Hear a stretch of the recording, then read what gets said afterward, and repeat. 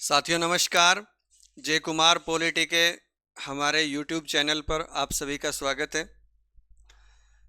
प्रधानमंत्री के टॉपिक में आज हमारा ये लास्ट लेक्चर रहेगा।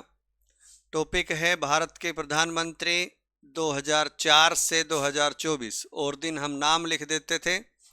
आज दो ही प्रधानमंत्री है लेकिन कार्यकाल लंबा है। 2004 से 24 तक 20 साल हो गए हैं और इस दौरान केवल दो ही प्रधानमंत्री रहे हैं, डॉक्टर मनमोहन सिंह और वर्तमान प्रधानमंत्री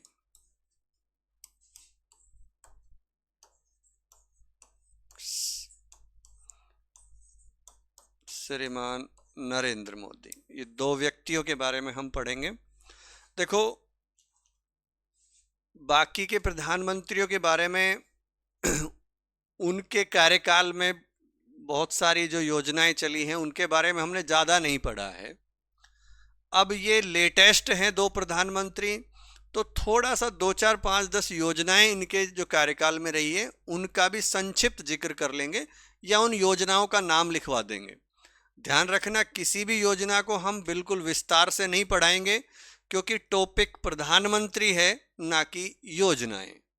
तो चलिए शुरू करते हैं डॉक्टर मनमोहन सिंह से।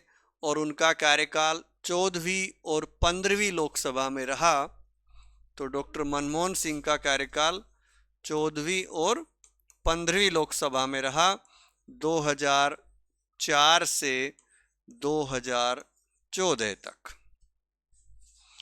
देखो, 2004 में 14वीं लोकसभा के चुनाव हुए। किसी भी दल को स्पष्ट बहुमत नहीं मिला। कांग्रेस को 145, 2004 की बात करें तो कांग्रेस को 145 और बीजेपी को 138 सीटें मिली थी। तो किसी भी पार्टी को स्पष्ट बहुमत नहीं था। लेकिन एक गठबंधन हुआ कांग्रेस के नेतृत्व में। चुनाव के बाद यूपीए नामक गठबंधन हुआ, यूनाइटेड प्रोग्रेसिव अलायंस, यानी संयुक्त प्रगतिशील गठबंधन, इसका गठन होता है। और इसका नेता चुना गया सोनिया गांधी को। हालांकि वो बात अलग है कि सोनिया गांधी ने डॉक्टर मनमोहन सिंह को प्रधानमंत्री बनाया था। तो देखो, जो ये यूपीए गठबंधन हुआ है, इसमें जो 2004 में जब ये गठबंधन हुआ तो उस समय इसमें मुख्य दल तो कांग्रेस था। इसमें राष्ट्रीय जनता दल आरजेडी शामिल था, डीएमके, एनसीपी, झारखंड मुक्ति मोर्चा और भी ये एलजेपी वगैरह, ये सब थे। शुरुआत में तो वामपंथी दल और समाजवादी पार्टी ने भी इनको बहुमत या अपना समर्थन दिया था। वामपंथी में दोनों ही थे, सीपीआई और सीपीआईएम, और समाजवादी पार्टी, इन्होंने भी शुरुआत में समर्थन दिया था। तो कुल मिलाकर इस कार्यकाल की अगर हम उपलब्धियां देखें तो सूचना का अधिकार आया इस दौर में, आरटीआई एक्ट,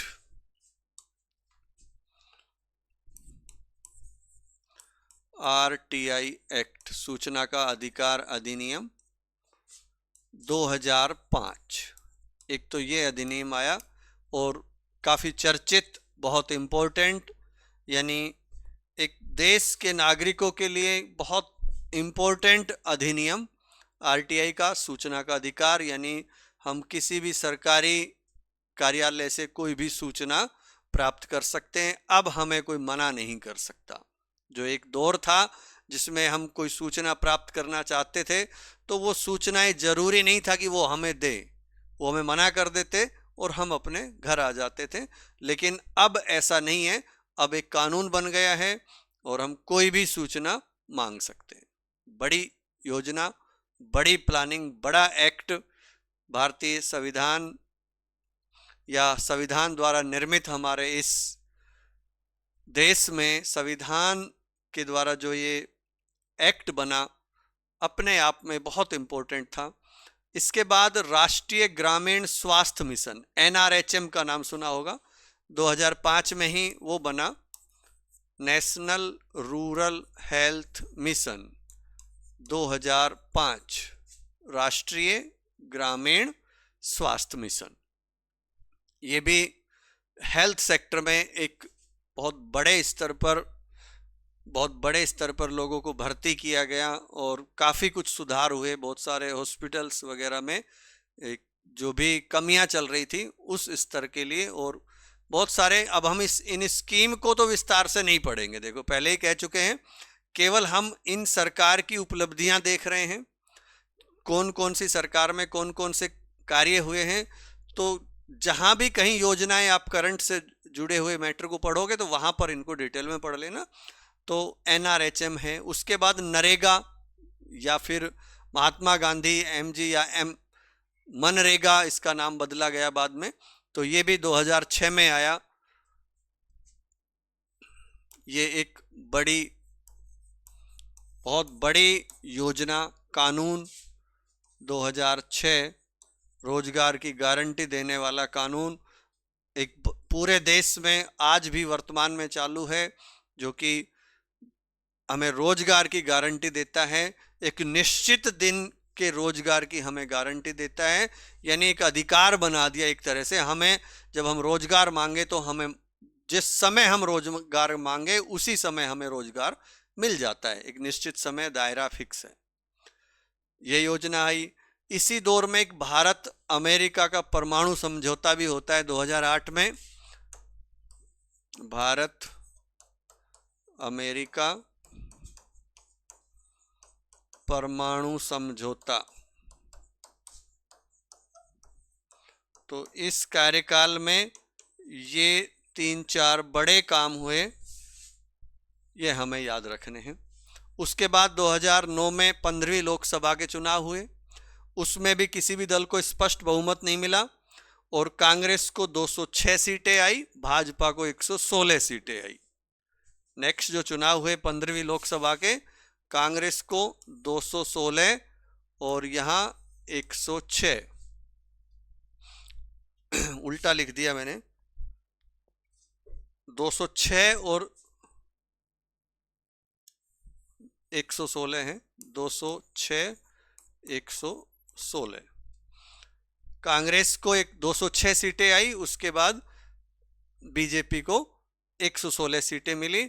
कुल मिलाकर वो ही यूपीए 1 और यूपीए 2, पहले कार्यकाल को यूपीए फर्स्ट कहा जाता है या यूपीए 1 कहा जाता है, और दूसरा जो कार्यकाल था वो यूपीए सेकंड कहलाता है। फर्स्ट की यूपीए 1, यूपीए 2 कह लो या सेकंड कह लो, जो भी है। 206 कांग्रेस बीजेपी। तो अब इस कार्यकाल की भी कुछ 4-5 योजनाएं ऐसी हैं जो काफ़ी फेमस रही हैं, जैसे कि आधार योजना, एक बहुत बड़ा प्रोजेक्ट देश में जो वर्तमान में इसके बिना कुछ हो ही नहीं सकता। तो आधार कार्ड बनाए गए लोगों के, आधार योजना 2009, आज तो इसके बिना कुछ हो ही नहीं रहा है। उसके बाद शिक्षा का अधिकार मिला 2009 में, आरटीई, राइट टू एजुकेशन 2009, शिक्षा का अधिकार भी एक, यानी 6 से 14 वर्ष की आयु के बच्चों को प्रारंभिक शिक्षा निःशुल्क दी जाएगी। इसके बारे में आप विस्तार से पढ़ते हो, आपके सिलेबस में भी लगभग ये रहता है, आप जानते भी होंगे। डीबीटी योजना, डायरेक्ट बेनिफिट ट्रांसफर, की शुरुआत भी 2013 में हुई।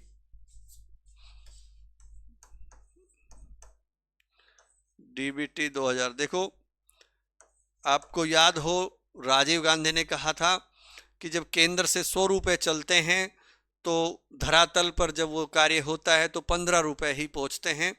तो एक बहुत बड़े स्तर पर जो भ्रष्टाचार या बीच में जो पैसे की क्षति हो रही थी, वास्तविक लागत नहीं लग पा रही थी, उसके लिए डायरेक्ट बेनिफिट ट्रांसफ़र की शुरुआत हुई 2013 में। और हम देखते हैं अब जो भी कोई स्कीम है या मान लो किसी को पेमेंट करना है, ऑनलाइन व्यक्ति के खाते में जा रही है। कोई भी सरकार की योजनाएं हैं तो हम देखते हैं मनरेगा में ही पहले बहुत धांधली हुई है। अगर हम आसपास के गाँव में आपने देखा हो, चर्चा में खूब पहले सुना होगा कि जेसीबी चला के काम कर दिया और लिख दिया इतने लोगों ने काम किया। तो लोगों को क्योंकि पैसा नगद देना होता था तो साइन वाइन कैसे भी करके हो जाता था खाना पूर्ति, लेकिन जब से पैसा अकाउंट में जाना शुरू हुआ है तो उसके बाद ये सारी चीज़ें बंद हो गई। एक तरह से बड़े स्तर पर पारदर्शिता आई है। 2013 में ही एक कानून और बना, भूमि अधिग्रहण पुनर्वास और पुनर्स्थापन अधिनियम 2013। तो ये इस कार्यकाल की बड़ी उपलब्धियां रही हैं। इसके बारे में आप लिख लो पहले।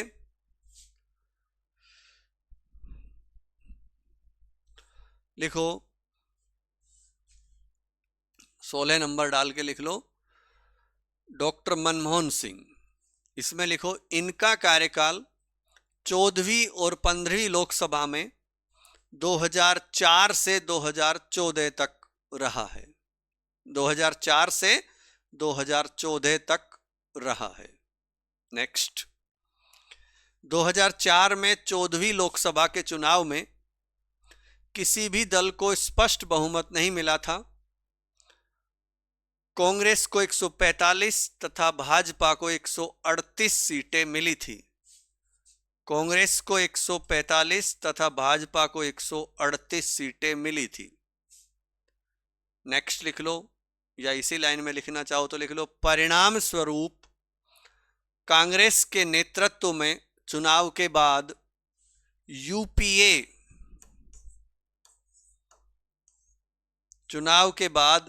यूपीए यूनाइटेड प्रोग्रेसिव अलायंस अर्थात संयुक्त प्रगतिशील गठबंधन का गठन हुआ, जिसका नेता सोनिया गांधी को चुना गया।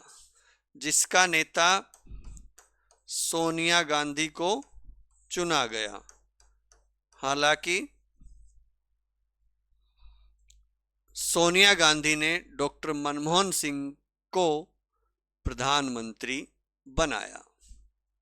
नेक्स्ट, मुख्य उपलब्धियां लिखना चाहो तो लिखो नंबर 1 डाल के मुख्य उपलब्धियां हेडिंग, और फिर एक सूचना का अधिकार अधिनियम या आरटीआई एक्ट 2005। सूचना का अधिकार अधिनियम 2005। नंबर 2, राष्ट्रीय ग्रामीण स्वास्थ्य मिशन ब्रैकेट में NRHM 2005। नंबर 3, महात्मा गांधी राष्ट्रीय ग्रामीण रोजगार गारंटी अधिनियम मनरेगा 2006। नंबर 4 डाल के लिखो भारत अमेरिका परमाणु समझौता 2008। भारत अमेरिका परमाणु समझौता 2008।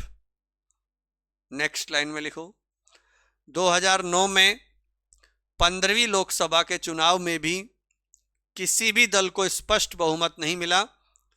कांग्रेस को 206 तथा भाजपा को 116 सीटें मिली। कांग्रेस को 206 तथा भाजपा को 116 सीटें मिली। ये भी लिख लेना, एक कहीं भी आप पहले कार्यकाल को यूपीए 1 और दूसरे को यूपीए 2 कहा जाता है। इसमें फिर मुख्य उपलब्धियां लिखो। नंबर 1 डाल के आधार योजना की शुरुआत 2009। नंबर 2, शिक्षा का अधिकार अधिनियम RTE 2009। Number 3, direct beneficiary transfer या direct benefit transfer DBT 2013। Number 4, खाद्य सुरक्षा अधिनियम 2013 फूड सिक्योरिटी एक्ट। नंबर 5, भूमि अधिग्रहण पुनर्वास और पुनर्स्थापन अधिनियम 2013। ये इस कार्यकाल की बड़ी उपलब्धियां रही। अब थोड़ा सा डिटेल में पढ़ेंगे वर्तमान प्रधानमंत्री के बारे में। वर्तमान से सबसे ज़्यादा सवाल आते हैं,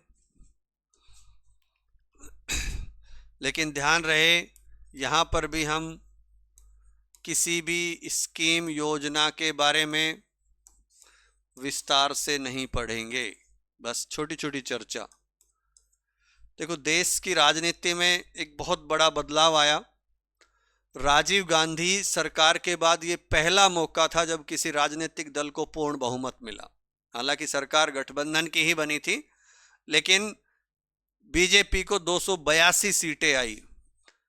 2014 के चुनाव में 2014 में जो चुनाव हुए उसमें बीजेपी को 282 सीटें आई। भाजपा पार्टी ने, भारतीय जनता पार्टी ने चुनाव से पहले ही प्रधानमंत्री के चेहरे की घोषणा कर दी थी, और वो चेहरा था नरेंद्र मोदी। इनके नाम पर एक भारी बहुमत, और पहली बार 1989 के बाद किसी राजनीतिक दल को पूर्ण बहुमत मिला, जो कि एक व्यक्ति के नाम पे चुनाव लड़ा गया। नहीं तो अगर हम देखें, संवैधानिक तरीका ये होता है कि पहले लोकसभा के चुनाव होते हैं, जिस दल को 272 या उससे ज़्यादा सीटें मिलती है, उस दल के सदस्य अपने में से या फिर किसी और को, वो सारे लोग मिलके जो सहमति से एक व्यक्ति को अपना नेता चुनते हैं, जो कि प्रधानमंत्री बनता है। लेकिन यहाँ पर पहले नेता चुना गया है, यानी प्रधानमंत्री के उम्मीदवार के नाम पे चुनाव लड़ा गया है, और तीनों बार ऐसा ही हुआ है। उसके बाद और बहुमत बढ़ा है। 2019 में 303 सीटें आई अकेले पार्टी की। उसके बाद 2024 के चुनाव अभी खत्म हुए हैं, 240।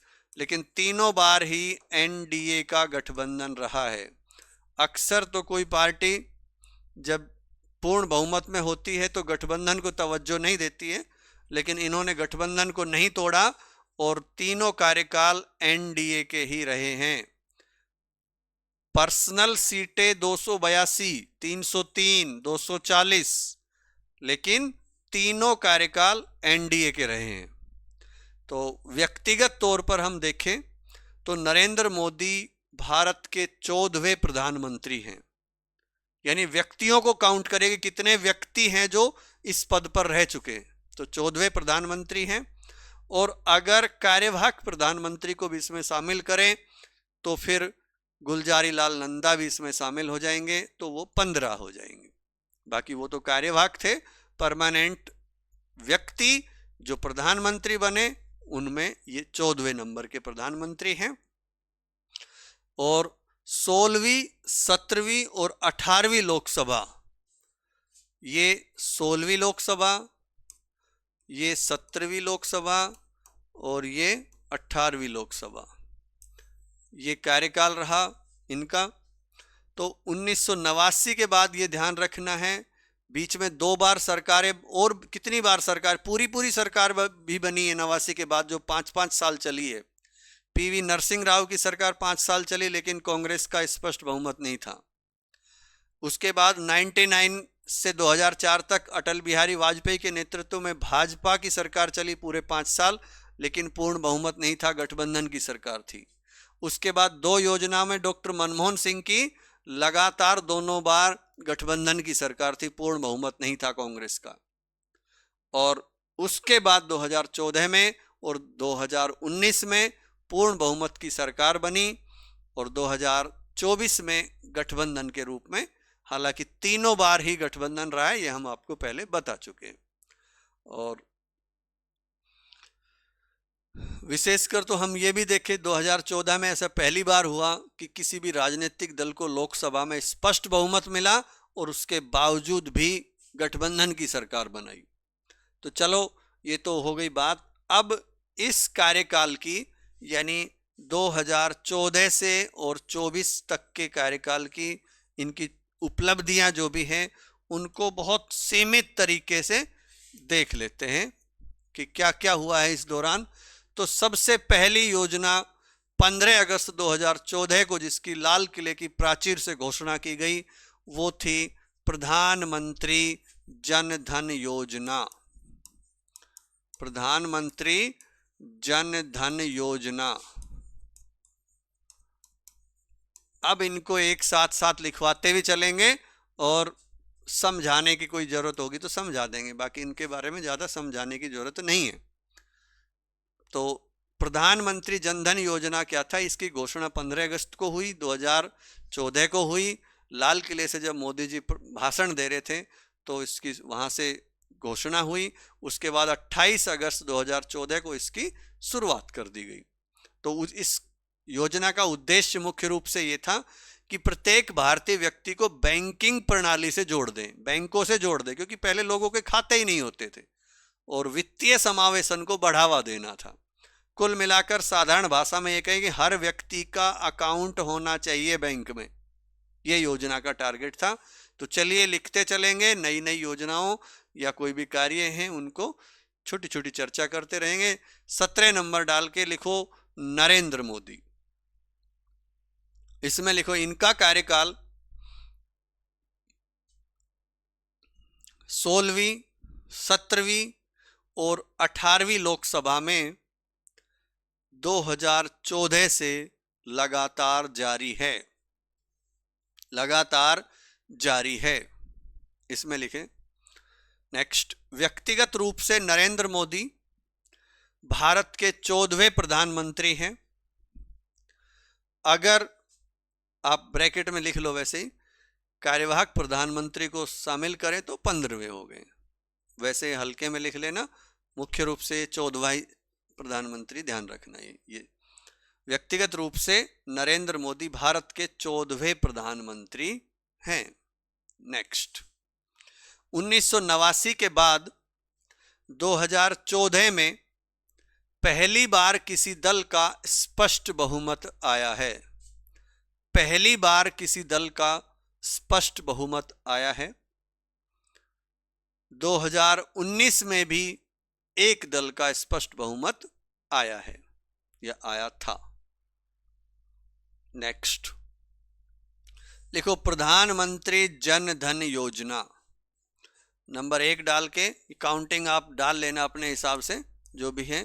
प्रधानमंत्री जन धन योजना, इसमें लिखो इसकी घोषणा माननीय प्रधानमंत्री श्री नरेंद्र मोदी ने 15 अगस्त 2014 को लाल किले की प्राचीर से की थी और 28 अगस्त 2014 को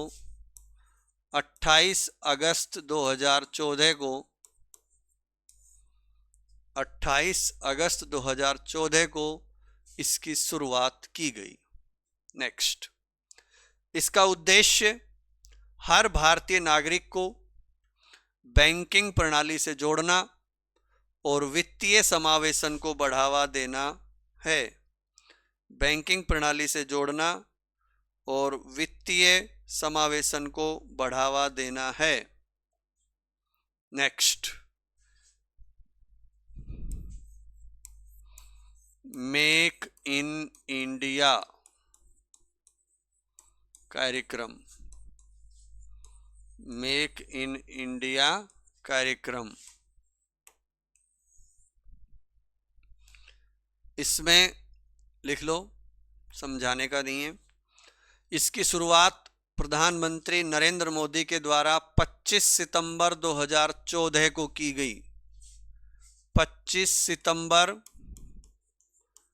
2014 को की गई। नेक्स्ट, इसका उद्देश्य भारत को वैश्विक केंद्र के रूप में सशक्त बनाना, भारत को वैश्विक विनिर्माण केंद्र के रूप में, विनिर्माण का मतलब एक तरह से फैक्ट्रियां लगाना, उद्योगों को बढ़ावा देना, तो वैश्विक विनिर्माण केंद्र के रूप में सशक्त बनाना तथा भारत में अधिक रोजगार अवसर पैदा करना है।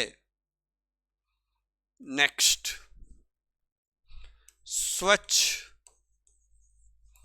भारत मिशन, स्वच्छ भारत मिशन, इसमें लिखो इसकी शुरुआत 2 अक्टूबर 2014 को की गई। इसकी शुरुआत 2 अक्टूबर 2014 को की गई। इसको पूरा करने का लक्ष्य गांधी जी की 150वीं जयंती, गांधी जी की 150वीं जयंती 2 अक्टूबर 2019। ये ऐसे मत लिखना, तारीख ऐसे याद नहीं रहती है, इस 10 को अक्टूबर ही लिखना। 2 अक्टूबर 2014 को की गई और इसको पूरा करने का लक्ष्य गांधी जी की 150वीं जयंती 2 अक्टूबर 2019 रखा गया। इसको पूरा करने का लक्ष्य गांधी जी की 150वीं जयंती 2 अक्टूबर 2019 रखा गया। नेक्स्ट, प्रधानमंत्री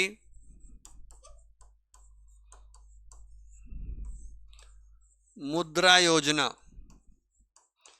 प्रधानमंत्री मुद्रा योजना क्या थी? प्रधानमंत्री मुद्रा योजना, देखो इसमें लोन देने वाली बात थी कि व्यक्ति को लोन मिले। ये 8 अप्रैल 2015 से इसकी शुरुआत हुई थी और ये योजना एक 3 श्रेणियों में बटी हुई है, शिशु, किशोर और तरुण। इन तीनों श्रेणियों में ऋण प्रदान किया जाता है, जो कि 10 लाख रुपए तक का ऋण है। जैसे कोई शिशु का मतलब कोई उद्योग को शुरू कर रहा है जीरो से, तो उसको 50,000 तक की राशि का लोन मिल जाएगा। और अगर वो उसने पहले कुछ शुरू किया हुआ है और उसको और बढ़ाना चाहता है तो 50,000 से 5 लाख तक का लोन मिल जाएगा, ऋण मिल जाएगा। और बड़े स्तर का है तो उसको 10 लाख तक का लोन मिल जाएगा। तो ये 3 कैटेगरियों में ये योजना है और इसका जो मुख्य उद्देश्य है वो है स्वरोजगार को बढ़ावा देना, व्यवसाय को प्रोत्साहित करना। तो इसमें लिखो, इसका आरंभ 8 अप्रैल 2015, इसका आरंभ 8 अप्रैल 2015 को किया गया या हुआ था। यह योजना शिशु,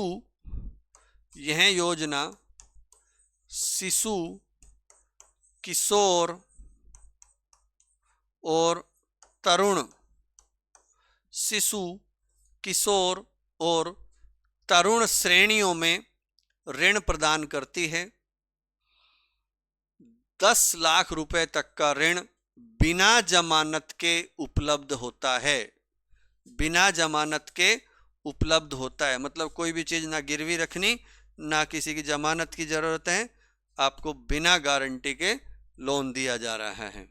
नेक्स्ट, इस योजना का उद्देश्य स्वरोजगार और व्यवसायों को प्रोत्साहित करना है। स्वरोजगार और व्यवसायों को प्रोत्साहित करना है। अगली योजना लिख लो,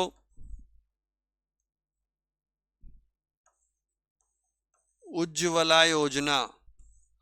उज्ज्वला योजना, सब देख लेना, गलत है सही है जो भी है। उज्ज्वला योजना, इसमें लिखो, इसकी शुरुआत 1 मई 2016 को, इसकी शुरुआत 1 मई 2016 को, 1 मई 2016 को गरीब परिवारों को मुफ्त एलपीजी कनेक्शन देने के लिए की गई। गरीब परिवारों को मुफ्त एलपीजी कनेक्शन देने के लिए की गई। अब वो योजना जिसका आपने खूब चर्चा सुनी होगी, आज रात 8 बजे के बाद 500 और 1000 के नोट अमान्य होंगे। कितने लोगों के नोट, मतलब उस समय एक बहुत बड़ी पूरे देश में हलचल हुई, बड़े स्तर पर लोग लाइन में खड़े रहे। और वैसे इस योजना का उद्देश्य बहुत बड़ा था, लेकिन कुछ हद तक इसमें कमियां रहीं। इसको जब ये विमुद्रीकरण किया, डिमोनेटाइजेशन किया, इसको प्रचलित भाषा में नोटबंदी कहते हैं, तो 500 और 1000 के नोट बंद कर दिए थे और इसकी जगह 500 के नए नोट चलाए और 2000 के नोट चलाए। 2000 के नोट बाद में फिर बंद कर दिए गए। तो अभी वर्तमान में सबसे बड़ा नोट 500 का ही है। तो इस निर्णय को या इस डिमोनेटाइजेशन को अपन भारत में नोटबंदी के नाम से जानते हैं। बहुत से लोगों के, महिलाओं के घर में से धन निकल के आया, जब पता चला अब तो बदलवाने ही पड़ेंगे नहीं तो खराब हो जाएंगे, तो जो महिला घर में ये कहती थी मेरे पास तो एक भी रुपए नहीं है, पति मांगता है पैसे, पत्नी कहती मेरे पास तो जी रुपए नहीं है, उनके पास खूब ढेरों पैसे मिले। आम गांव में हमने देखा 20, 30, 50 हजार रुपए आराम से महिलाओं के पास उनकी बचत मिली थी, जो कि सारी उजागर हो गई, उनकी पर्सनल नहीं रही वो, और खूब चुटकुले बने इस पर। कुल मिलाकर इस योजना का जो टारगेट था वो था काले धन को समाप्त करना, भ्रष्टाचार को खत्म करना, नकली मुद्रा है वो समाप्त हो जाएगी, आतंकवाद का जो एक नेटवर्क होता है उसको नष्ट करना था। तो लिखो विमुद्रीकरण, डीमोनेटाइजेशन, विमुद्रीकरण, डीमोनेटाइजेशन, नोटबंदी भी लिख सकते हो। लिखो प्रधानमंत्री नरेंद्र मोदी द्वारा 8 नवंबर 2016 को 8 नवंबर 2016 को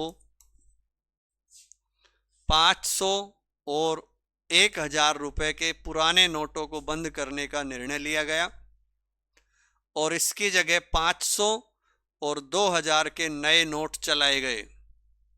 500 और 2000 के नए नोट चलाए गए। नेक्स्ट, इस निर्णय को नोटबंदी के नाम से जाना जाता है। इसका उद्देश्य काले धन, कोमा भ्रष्टाचार, कोमा नकली मुद्रा, कोमा या कोमा मतलब नकली मुद्रा और आतंकवाद के वित्तीय नेटवर्क को नष्ट करना था। आतंकवाद के वित्तीय नेटवर्क को नष्ट करना था। GST, goods and service tax, वस्तु एवं सेवा कर, एडिंग डाल के लिखो वस्तु एवं सेवा कर, GST, goods and services tax. इसमें लिखो इसकी शुरुआत 1 जुलाई 2017 को, इसकी शुरुआत 1 जुलाई 2017 को एक राष्ट्र एक कर की अवधारणा के तहत की गई। एक, इसको ब्रेक इन्वर्टेड कोमा में लेना, एक राष्ट्र एक कर के तहत की गई। कर प्रणाली को सरल और पारदर्शी बनाया गया। सरल और पारदर्शी बनाया गया। देखो ये जीएसटी काउंसिल वगैरह शायद आपके सिलेबस में नहीं है, जहां हम इसको पढ़ेंगे वहां पर इसका बहुत ही विस्तार से अध्ययन करेंगे। भारतीय संविधान का हिस्सा है ये, तो इसको वहां पर हम पढ़ेंगे। लेकिन अभी केवल इतना ही कि बहुत सारे टैक्स होते थे, सबको मिलाकर एक टैक्स किया गया, जीएसटी। तो कर प्रणाली को एक सरल बनाया, पारदर्शी बनाया। अगली योजना,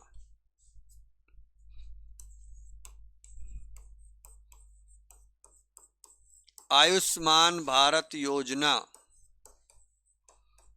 आयुष्मान भारत योजना, आयुष्मान भारत योजना। देखो इसकी शुरुआत 2018 में हुई थी, 23 सितंबर को। 23 सितंबर 2018 में इसकी शुरुआत हुई थी।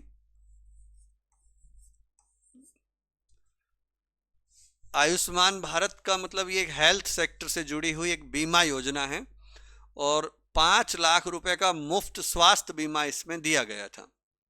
तो इसमें लिखो आयुष्मान भारत योजना। इसमें लिखो इस योजना की शुरुआत 23 सितंबर 2018 को की गई, जिसके तहत 5 लाख रुपए तक का मुफ्त स्वास्थ्य बीमा दिया गया। नेक्स्ट,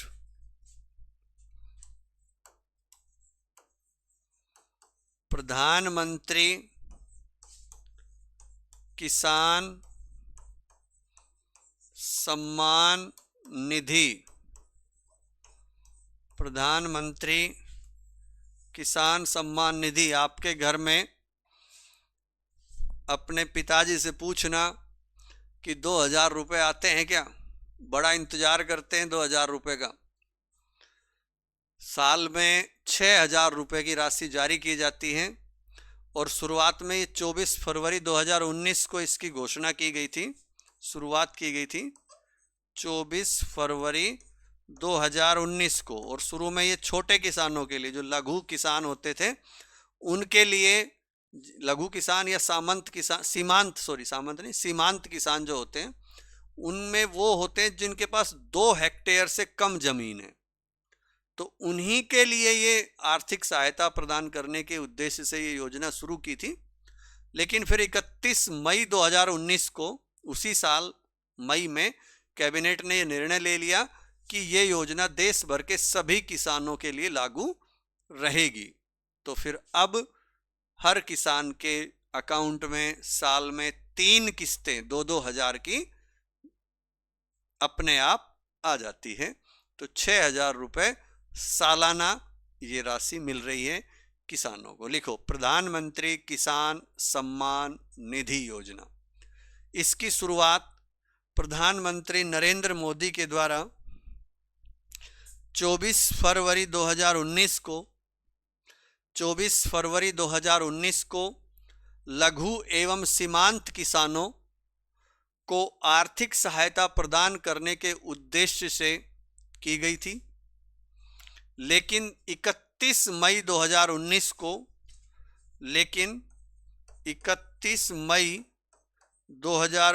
को कैबिनेट ने, यानी मंत्रिमंडल ने निर्णय लिया कि यह योजना देश भर के सभी किसानों हेतु लागू रहेगी। नेक्स्ट, अनुच्छेद 370। अनुच्छेद 370 और जम्मू कश्मीर का मामला।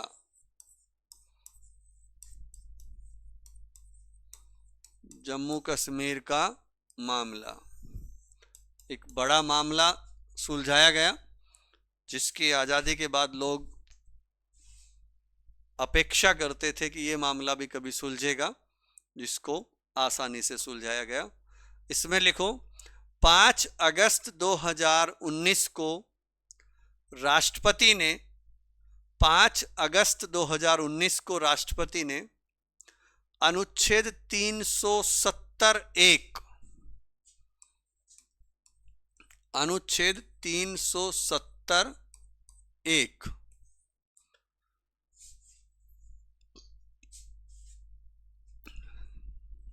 देखो, डिटेल में इस पर चर्चा करें तो 10 घंटे की चर्चा कर लो। केवल अपने को 2 लाइन लिखनी है, वो लिख लो। अपन प्रधानमंत्री पढ़ रहे हैं, जम्मू कश्मीर नहीं पढ़ रहे हैं, ना ही कोई योजना पढ़ रहे हैं। तो लिखो, 5 अगस्त 2019 को राष्ट्रपति ने अनुच्छेद 370 के तहत एक आदेश जारी करके जम्मू कश्मीर पर भारतीय संविधान के सभी प्रावधान लागू कर दिए। अर्थात अनुच्छेद 370 के अंतर्गत जम्मू कश्मीर को मिले हुए विशेष प्रावधानों को समाप्त कर दिया। यानी 370 के तहत जो विशेष प्रावधान थे उनको समाप्त कर दिया।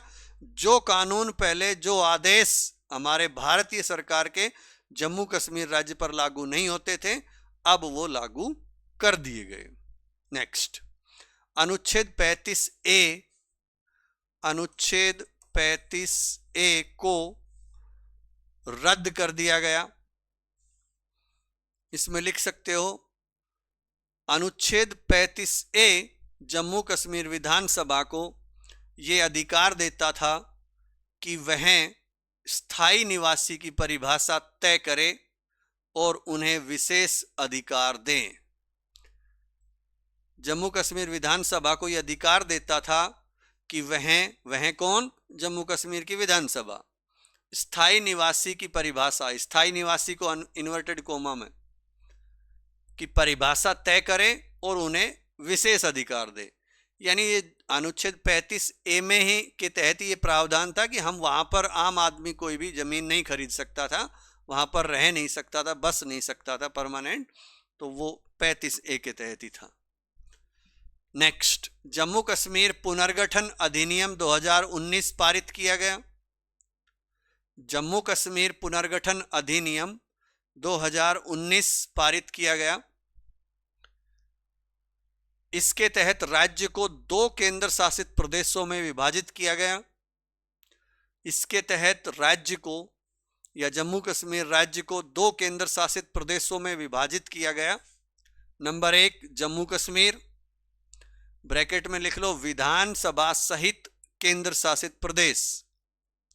नंबर 2 लद्दाख, बिना विधानसभा के केंद्र शासित प्रदेश ब्रैकेट में। तो ये जम्मू कश्मीर का मैटर हो गया। अब आया 11वां नंबर CAA, नागरिकता संशोधन अधिनियम, सिटीजनशिप अमेंडमेंट एक्ट 2019। देखो, नागरिकता अधिनियम, जो नागरिकता से संबंधित अधिनियम 1955 आपने पढ़ा होगा, नहीं पढ़ा तो इसको हम विस्तार से जब टॉपिक पर कभी चर्चा करेंगे तो वहाँ पढ़ाएंगे। तो मुख्य रूप से हम देखते हैं जो अनुच्छेदों में बात दे रखी थी नागरिकता से संबंधित, वो तत्कालीन परिस्थितियों के लिए थी। बाकी फिर संसद को अधिकार दे दिया गया था और संसद ने उस अधिकार का पालन करते हुए नागरिकता से संबंधित अधिनियम बनाया था 1955। उसके अनुसार नागरिकता के नियम चल रहे थे। फिर इसमें 2019 में बदलाव किया और इस बदलाव का उद्देश्य था कि पाकिस्तान, बांग्लादेश और अफगानिस्तान से जो हिंदू, सिख, बौद्ध, जैन, पारसी और ईसाई, इन धर्मों के जो शरणार्थी आए हैं भारत में, उनको नागरिकता प्रदान करना था। उनको इसमें छूट भी दी गई। विशेषकर जो 11 साल का नियम था उसको 5 साल में इनके लिए कर दिया कि 5 साल में इनको दे दी जाएगी। वैसे तो 11 साल प्लस और भी जो नियम कानून थे उनको सबको लचीला करके इनके लिए वो छूट प्रदान की गई।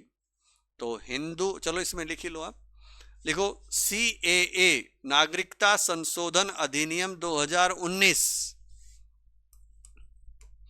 इसमें लिखो इसका उद्देश्य पाकिस्तान, बांग्लादेश और अफगानिस्तान से आए हुए हिंदू, सिख, बौद्ध, जैन, पारसी और ईसाई धर्म के शरणार्थियों को भारतीय नागरिकता प्रदान करना था। भारतीय नागरिकता प्रदान करना था।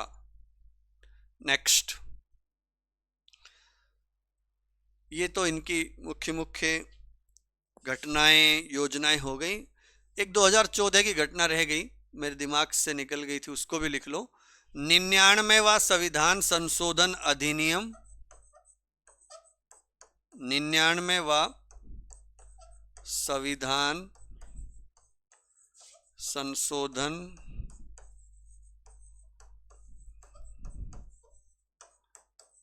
अधिनियम 2014। देखो, इसमें क्या हुआ था कि एक राष्ट्रीय न्यायिक नियुक्ति आयोग की स्थापना का प्रावधान किया गया था और जो 1993 की एक कोलेजियम व्यवस्था थी जो कि सर्वोच्च न्यायालय और उच्च न्यायालय के न्यायाधीशों की नियुक्ति से संबंधित थी, उस व्यवस्था को समाप्त करके एक राष्ट्रीय न्यायिक नियुक्ति आयोग बनाया गया था कि वो न्यायाधीश चुनेंगे। लेकिन सर्वोच्च न्यायालय के द्वारा इस संविधान संशोधन अधिनियम को, पूरे संशोधन को रद्द कर दिया था। और उसके साथ राष्ट्रीय न्यायिक नियुक्ति आयोग भी समाप्त हो गया और जो पहले की कॉलेजियम व्यवस्था है वही लागू रह गई थी। तो इसमें भी 2-3 लाइन लिख लो। लिखो 99वां संविधान संशोधन अधिनियम 2014, इसमें लिखो मोदी सरकार के द्वारा अगस्त 2014 में 99वां संविधान संशोधन अधिनियम पारित करके राष्ट्रीय न्यायिक नियुक्ति आयोग NJAC राष्ट्रीय न्यायिक नियुक्ति आयोग की स्थापना की थी। नेक्स्ट, इसके तहत 1993 की कॉलेजियम व्यवस्था को समाप्त करके सर्वोच्च न्यायालय और उच्च न्यायालय के न्यायाधीशों की नियुक्ति से संबंधित राष्ट्रीय न्यायिक नियुक्ति आयोग बनाया गया था।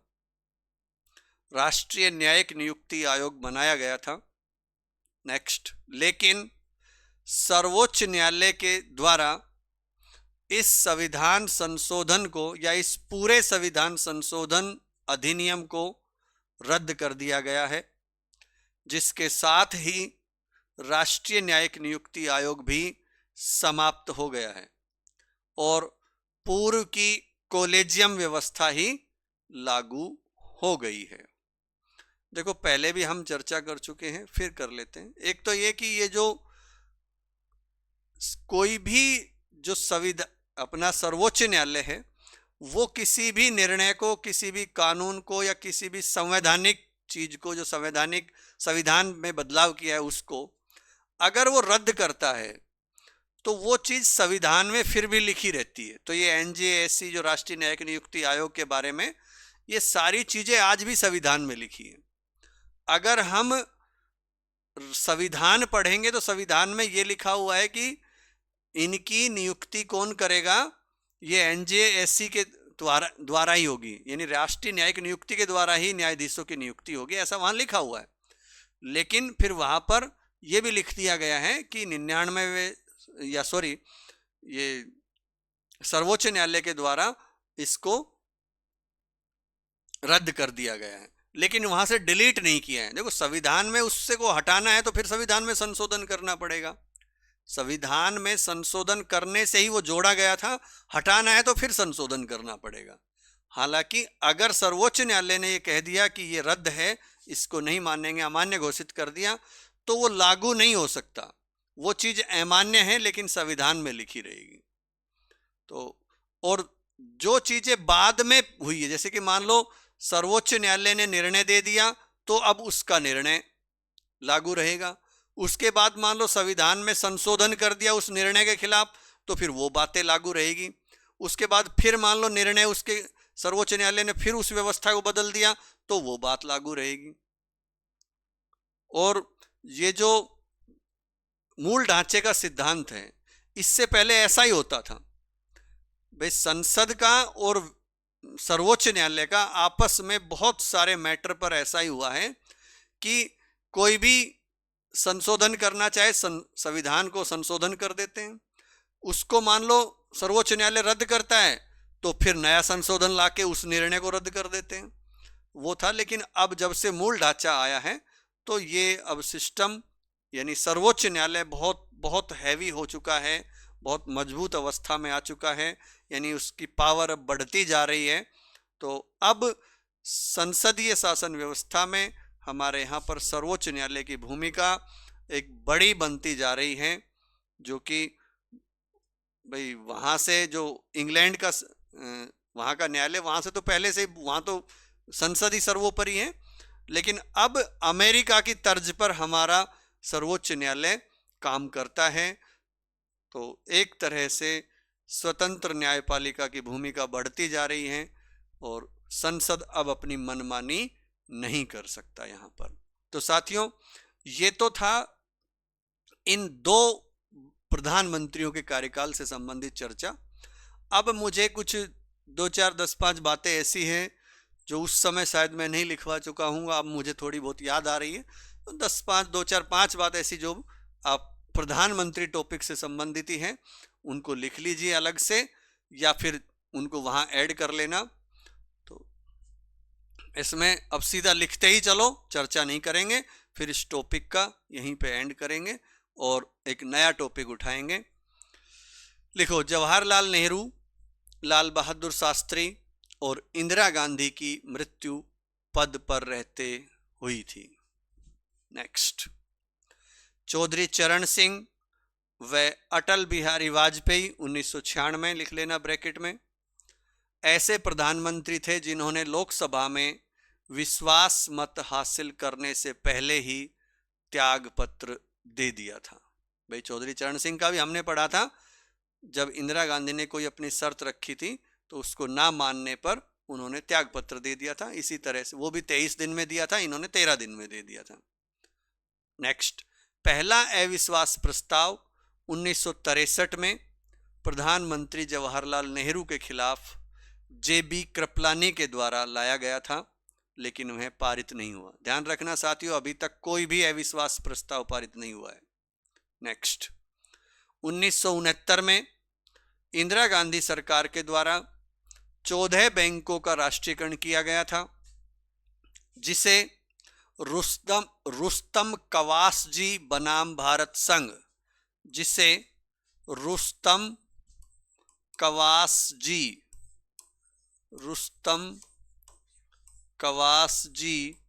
बनाम भारत संघ 1970 के मामले में या रुस्तम कवासजी मामले में दिए गए निर्णय के प्रभाव को, एक मिनट दोबारा से बोलता हूं इस लाइन को, थोड़ा सा कंफ्यूजन हुआ, दोबारा से सुनो। 1969 में इंदिरा गांधी सरकार के द्वारा 14 बैंकों का राष्ट्रीयकरण किया गया था, जिसे रुस्तम कवासजी बनाम भारत संघ 1970 के मामले में अवैध घोषित कर दिया गया था। 14 बैंकों का राष्ट्रीयकरण किया, लेकिन रुस्तम कवासजी बनाम भारत संघ मामले में उसको अवैध घोषित कर दिया कि ये जो राष्ट्रीयकरण किया ये गलत है। फिर लिखो, लेकिन उच्चतम न्यायालय द्वारा रुस्तम कवासजी मामले में दिए गए निर्णय के प्रभाव को समाप्त करने के लिए 1971 में 1971 में 25वां संविधान संशोधन अधिनियम पारित किया गया, जिसके तहत अनुच्छेद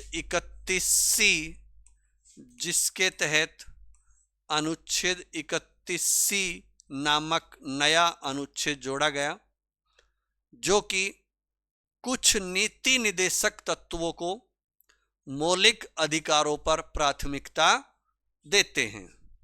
मौलिक अधिकारों पर प्राथमिकता देते हैं, यानी रुस्तम कवासजी मामले को जब रद्द कर दिया 14 बैंकों का राष्ट्रीय, देखो समझो, इंदिरा गांधी सरकार ने राष्ट्रीयकरण किया 14 बैंकों का, मामला सुप्रीम कोर्ट गया, सुप्रीम कोर्ट ने कहा कि ये अवैध है, ऐसे नहीं कर सकते, क्योंकि किसी का प्राइवेट बैंक था, तो प्राइवेट बैंक को सरकारी कर दिया तो उसके अधिकारों का हनन हुआ।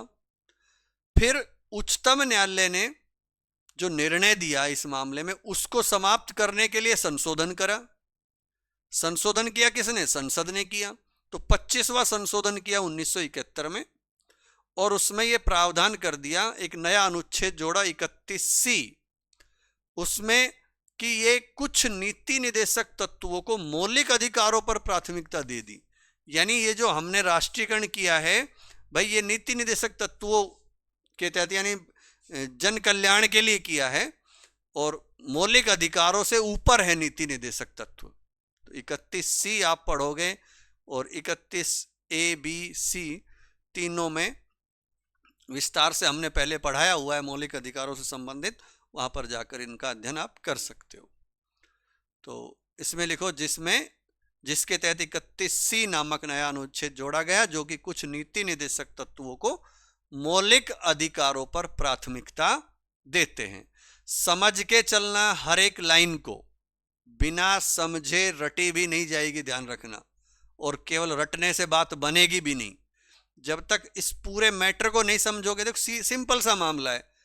14 बैंकों का राष्ट्रीयकरण प्रधानमंत्री के द्वारा किया गया, सुप्रीम कोर्ट ने उसको रद्द कर दिया।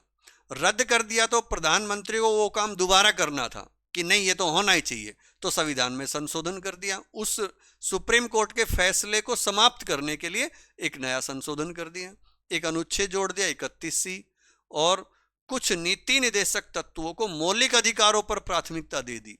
यानी जो प्राइवेट बैंक था वो किसी का मौलिक अधिकार था, उससे ऊपर किसको मान लिया? नीति निदेशक तत्वों को। तो नीति निदेशक तत्वों के तहत 14 बैंकों का राष्ट्रीयकरण किया गया था।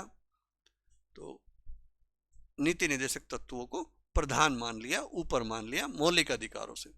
नेक्स्ट, इंदिरा गांधी सरकार के द्वारा ही 1969 में राजा महाराजाओं की प्रीवी पर्स को समाप्त किया गया। प्रीवी पर्स, राजा महाराजाओं की प्रीवी पर्स को समाप्त किया गया, जिसे माधवराव सिंधिया बनाम भारत संघ के मामले में सर्वोच्च न्यायालय के द्वारा अवैध घोषित कर दिया। वैसा ही मामला है। प्रीवी पर्स को आप जानते हो, राजा महाराजाओं को दी जाती थी, स्पेशल एक पेंशन समझ लो, कि उनको जब शामिल किया गया भारतीय संघ में, क्योंकि उनको इस स्वतंत्रता मिली थी कि आप चाहो तो पाकिस्तान के साथ मिल सकते हो, आप चाहो तो भारतीय संघ के साथ मिल सकते हो, या अपना स्वतंत्र अस्तित्व रख सकते हो। लेकिन इस कार्य में सबसे अहम भूमिका सरदार वल्लभ भाई पटेल ने निभाई थी। तो उन्होंने कुछ शर्तों के साथ फिर इनको, भाई कुछ तो लालच देना पड़ेगा, एक राजा महाराजा एकदम आम नागरिक कैसे बन जाएगा, सबके बराबर कैसे बन जाएगा। तो उनको फिर कुछ पेंशन, बड़े स्तर पे पेंशन देने का प्रावधान किया गया था, तो उनको समाप्त कर दिया यहाँ पर इंदिरा गांधी सरकार ने। तो मामला फिर सुप्रीम कोर्ट गया, सुप्रीम कोर्ट ने फिर उसको अवैध घोषित कर दिया, नहीं ये गलत है, प्रीवी पर समाप्त नहीं होना चाहिए। लेकिन लिखो, इसमें लिखो, इंदिरा गांधी सरकार के द्वारा ही 1969 में राजा महाराजाओं की प्रीवी पर्स को समाप्त किया गया, जिसे माधवराव सिंधिया बनाम भारत संघ के मामले में सर्वोच्च न्यायालय के द्वारा अवैध घोषित कर दिया गया था। अब अगली लाइन में लिखो, लेकिन उच्चतम न्यायालय के इस निर्णय को समाप्त करने के लिए 1971 में 26वां संविधान संशोधन किया गया, जिसके तहत अनुच्छेद 362 को समाप्त कर दिया। जिसके तहत अनुच्छेद 362 को समाप्त कर दिया। 362 यही था, प्रीवी पर्स से संबंधित था, राजाओं को जो प्रीवी पर्स देना था उसी का उल्लेख था इसमें। तो अनुच्छेद 362 ही हटा दिया। नेक्स्ट, नोट डाल के लिख सकते हो, नोट, अनुच्छेद 362 में राजा महाराजाओं की प्रीवी पर्स का उल्लेख था। नेक्स्ट, इंदिरा गांधी के कार्यकाल में ही 1976 में सरदार स्वर्ण सिंह की अध्यक्षता में एक समिति का गठन किया गया था, जिसमें कुल 12 सदस्य थे। सरदार स्वर्ण सिंह की अनुशंसा पर ही 1976 में 42वां संविधान संशोधन किया गया था। नेक्स्ट, यह संशोधन सबसे अधिक विवादास्पद संशोधन भी कहा जाता है। इसे लघु संविधान भी कहते हैं, और इंदिरा गांधी के प्रभाव के कारण इसे इंदिरा संविधान भी कहा जाता है, क्योंकि ये उस दौर का समय था जब आंतरिक अशांति के नाम पर आपातकाल लगा हुआ था। नेक्स्ट, मोरारजी देसाई सरकार में अटल बिहारी वाजपेयी विदेश मंत्री थे। मोरारजी देसाई सरकार में अटल बिहारी वाजपेयी विदेश मंत्री थे। 1977 में वाजपेयी पहले भारतीय थे जिन्होंने संयुक्त राष्ट्र महासभा को हिंदी में संबोधित किया था। हिंदी में संबोधित किया था। साथियों, ये आज का लेक्चर थोड़ा सा बड़ा हो गया है, शायद लगभग 1 घंटे का हो चुका है। तो आज के लिए इतना ही। नेक्स्ट वीडियो में एक नए टॉपिक के साथ, नई ऊर्जा के साथ आपसे मिलेंगे। आप अपनी तैयारी जारी रखिए। अभी सेकंड ग्रेड संस्कृत विभाग के पेपर हैं 28 तारीख से 31 तारीख के बीच में। उन सभी को बहुत बहुत शुभकामनाएं। अच्छे से पेपर देना, तनाव मुक्त होकर पेपर देना। वो जो 3 घंटे आपको मिलेंगे परीक्षा हॉल के, वो बहुत ही शांति से पेपर देना। और एक ही प्रश्न को कम से कम 2, 3, 4 बार पढ़कर फिर उसका आंसर ढूंढना। पहले प्रश्न पढ़ना 2, 3, 4 बार, ताकि पहले ये समझ में आए कि पूछ क्या रहा है। नहीं तो जल्दबाजी में हर व्यक्ति, मैंने देखा है 1, 2, 3, 4, 5 सवाल ऐसे होते हैं जो बिल्कुल आते हुए गलत हो जाते हैं। जो सवाल आपको नहीं आता है वो गलत होता है, उससे इतना नुकसान नहीं होता है, लेकिन जो आता है वो गलत होता है तो बड़ी बात है फिर। तो कम से कम ऐसी गलती कोई भी ना करें कि सवाल सही आते हुए भी हम उसको गलत कर दें। ऐसी जल्दबाजी नहीं करें। टाइम पूरा मिलता है, टाइम की कोई कमी नहीं होती है।